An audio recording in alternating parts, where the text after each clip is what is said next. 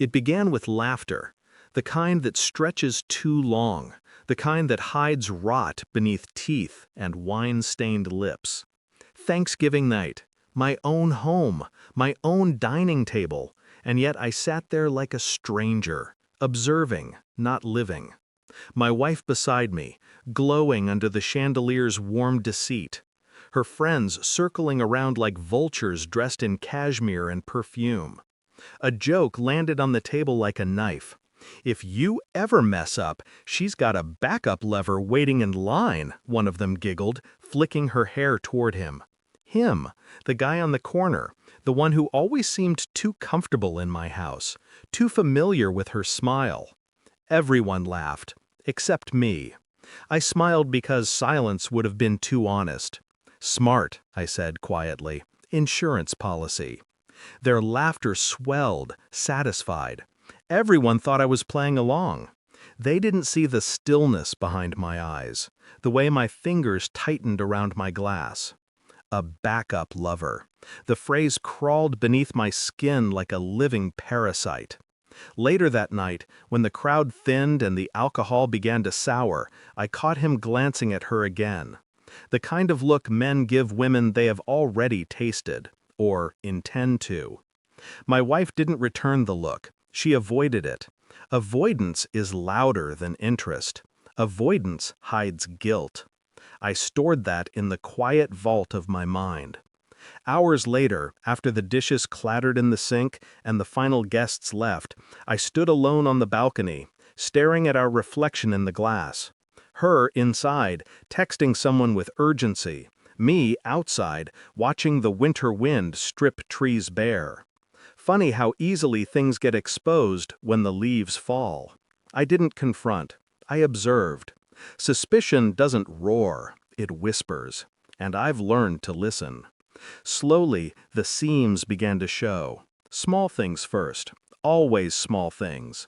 Her phone, suddenly face down. Late gym sessions. Showering the moment she returned. A new perfume she didn't wear around me. The softness in her voice reserved not for me, but for someone hidden inside a glowing screen. People think betrayal screams. It doesn't. It slips in like a draft beneath a locked door, unseen until the room is already cold.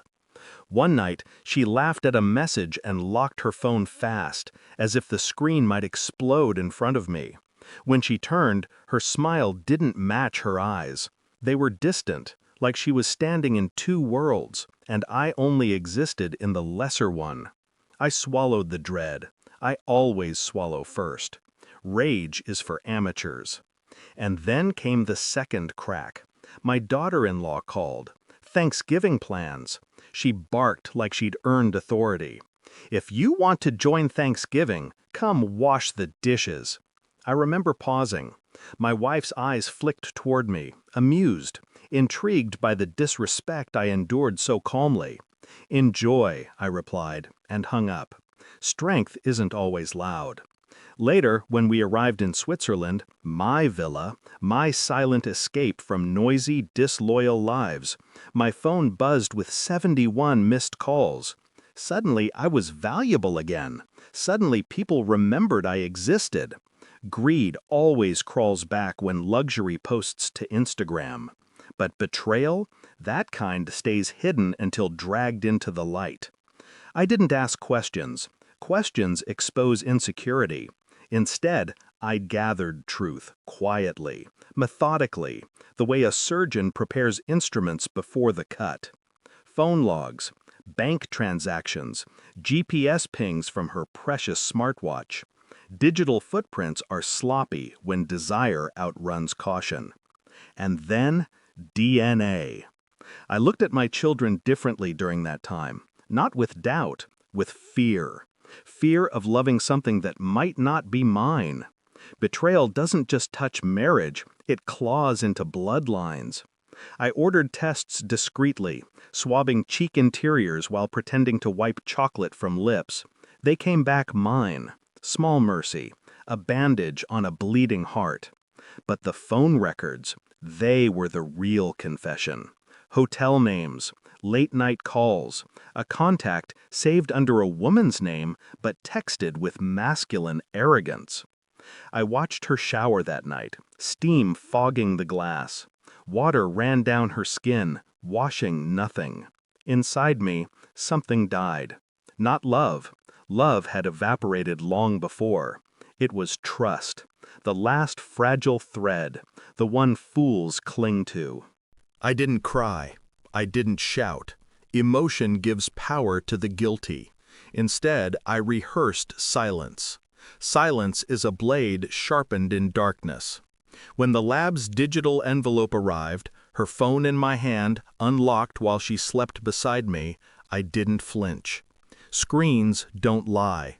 People do. I stood over her as she breathed, peaceful, soft. The kind of innocence only guilty people wear in sleep. Morning came, coffee brewed, calmness settled like frost. She walked into the kitchen, robe tied, pretending to stretch as if she'd earned another day beside me. I placed the printed evidence on the table. Phone records, hotel receipts, screenshots, dates, times. She stared, blinked, swallowed. "I can explain," she whispered. Always the same script. I didn't yell. I didn't ask why. There is no answer that fixes humiliation. I slid the cheap $100 engagement ring across the marble counter. Not the real one. I had replaced the original days ago. Strategy over impulse. Always. "Tag in, buddy," I murmured as I handed the ring to her stunned backup, who I invited earlier without her knowing. "She's all yours." Silence. A room full of ghosts. She choked on breath. He turned pale. Friends stared like sheep who suddenly discovered wolves exist at dinner tables. I didn't wait for tears. Cheaters cry not from regret, but from exposure. She begged. He stuttered. The room suffocated on silent shame. I stood, adjusted my coat, and walked toward the door. She grabbed my arm like a lifeline. "Don't go! We can fix this!" Fix. Such a foolish word. I leaned close, voice low, colder than the winter waiting outside. "You weren't my weakness," I whispered. "You were my lesson." Her knees buckled. I left her there, surrounded by people who once celebrated her little joke. Let her drown in the humiliation she crafted. Walked outside. Crisp air. Peaceful. Honest. Freedom isn't loud. It arrives quietly, like truth. Switzerland feels cleaner now. Silence tastes better when it isn't forced. People still call. They want access, not me. My daughter-in-law included, the same one who commanded me to wash dishes like obedience was my identity. Funny how wealth disinfects disrespect. But I don't answer anymore. Not for her, not for them. I don't need to humiliate the unworthy again. Revenge isn't always action. Sometimes it's absence. Sometimes it's simply leaving them to choke on the life they chose. I sip coffee overlooking the mountains. Snow falls like quiet judgment. I feel nothing for her now. Trust dies only once, and the dead do not resurrect. I removed a parasite. And peace, peace is the only lover who never betrays.